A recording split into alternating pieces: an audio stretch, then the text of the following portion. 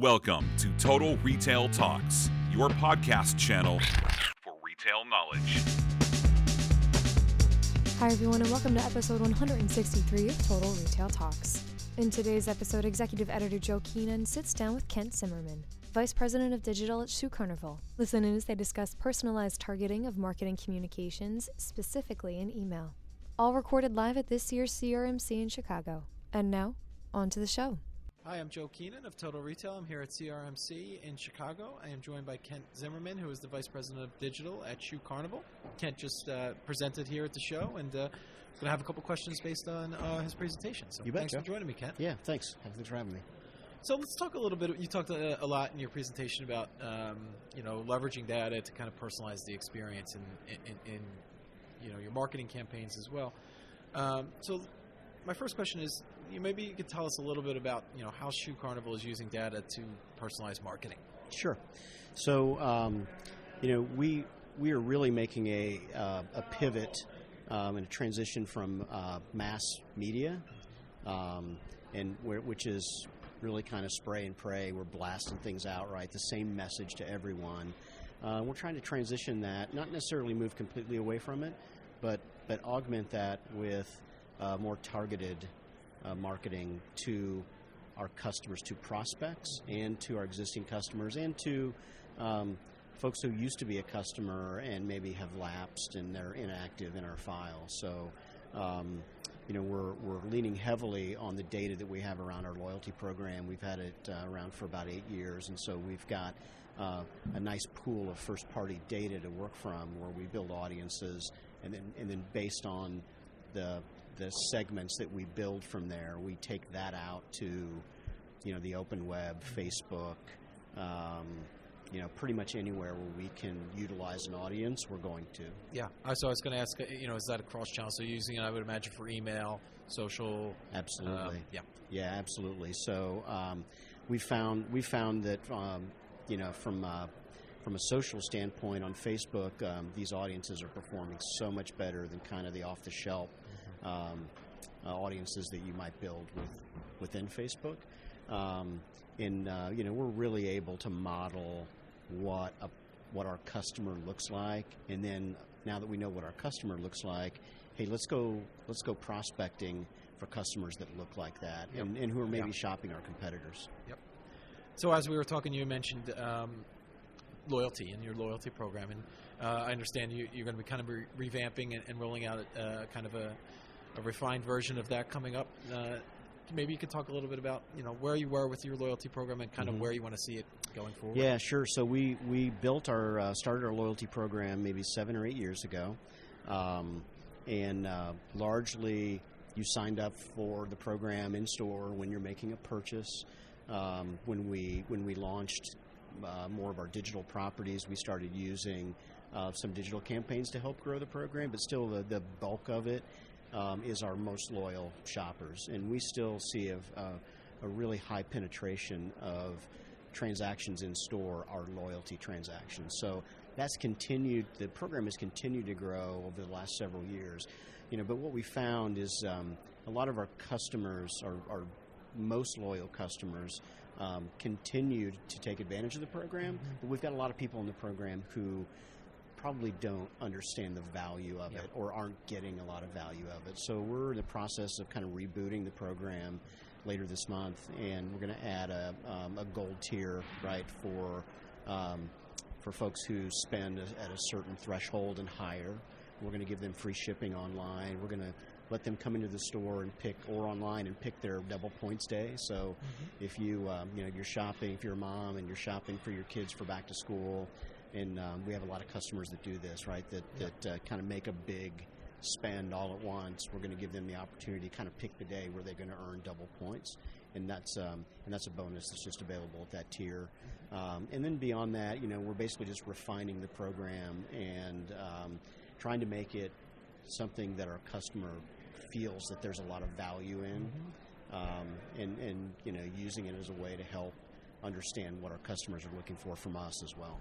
Yeah, you bring up a good point that, obviously, part of the challenge is getting them to sign up for the program. But once they're in the program, they're a member, understanding that value and taking advantage of it. Yeah, for sure. That, I mean, it's loyalty is kind of a trade-off, right? So we're willing to monetize some points and give you rewards for you kind of sharing some information with us and helping us understand how we can be better. And we just want to make sure that we truly personalize the experience for our best customers. True. Yeah. So let's talk about Shoe Carnival has pretty extensive brick and mortar presence. Mm-hmm.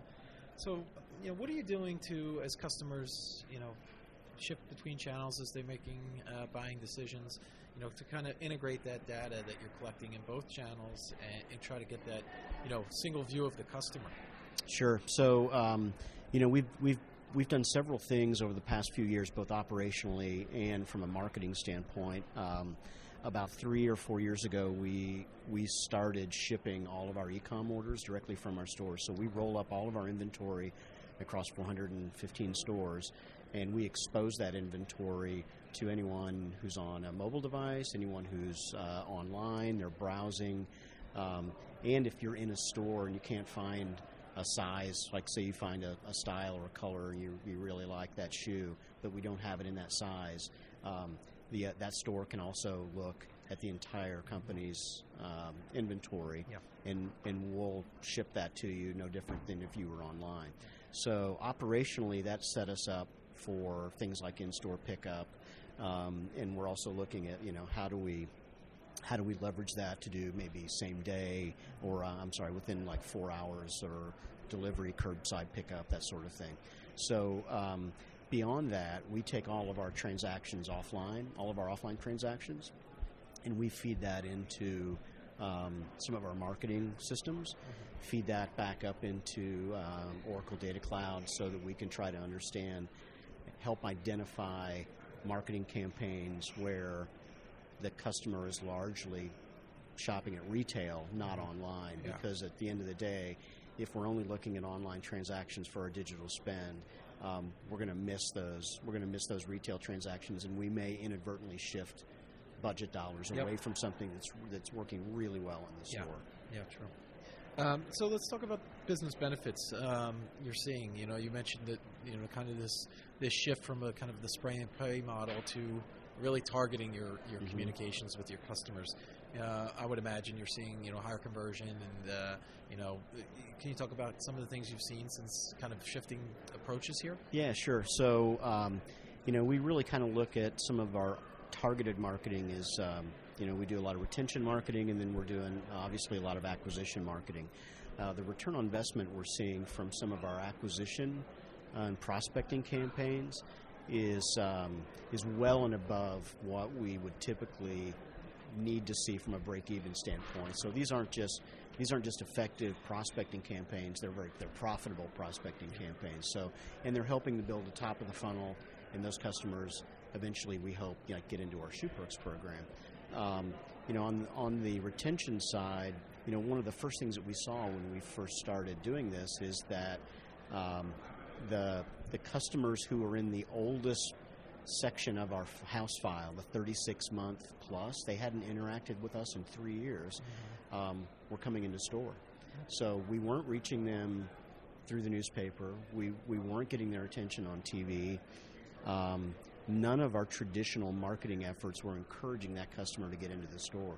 But once we started really targeting them from a content standpoint, and really just, it's a matter of following them wherever their eyeballs go, because they're somewhere in this digital space, right? But we can't predict where they're going to go, but we can, once they land there, show them the Shoe Carnival brand, show them the Shoe Carnival message, and that's had a tremendous impact. And I think over the last 2 quarters, our store traffic has started trending in the right direction. It's store traffic in bricks and mortar is tough, man. It's really hard. And sometimes you look at flat traffic and you think, well, that's kind of the new up, right? So if you're flat, you're up. And we're actually seeing, in places like Philly and other places that we're having a significant impact on traffic. And I think a lot of this is due to this shift that we've made in terms of how we're targeting the customer. Yeah. And then my final question, Ken, is you mentioned the new rollout of the loyalty program. What kind of plans do you have in place to continue to grow the customer loyalty? Yeah. So obviously we want to.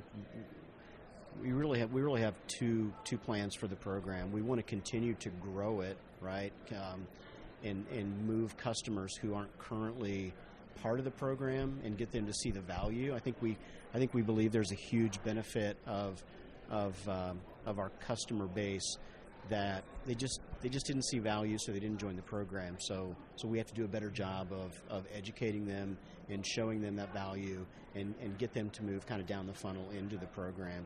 And at the same time, I think we have to work on retention of that program so that when we have them, we keep them. I think we're going to continue to look at tiering.